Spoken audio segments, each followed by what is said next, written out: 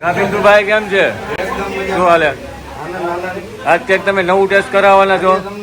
દહીં ઘૂઘરા, દહીં ઘૂઘરા, દહીં પાપડી. વાહ, કરાવો હાલો. હા, શું છે? આ ઘૂઘરા હે, આનું કટિંગ કરીએ આપણે અત્યારે. ઘૂઘરાનું કટિંગ કરી નાખો.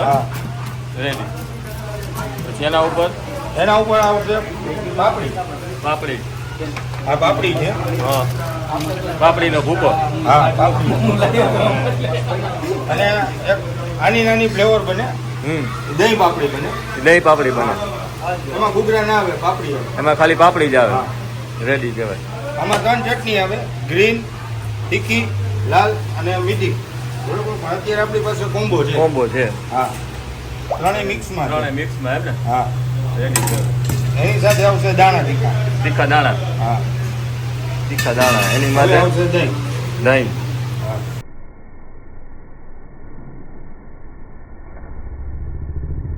સ્પાઈસી કરવું હોય તો સ્પાઈસી બી થઈ જશે. સ્પાઈસી થઈ જાય જેટલું જોઈએ એટલું. તમારે જેટલું જોઈએ એટલું.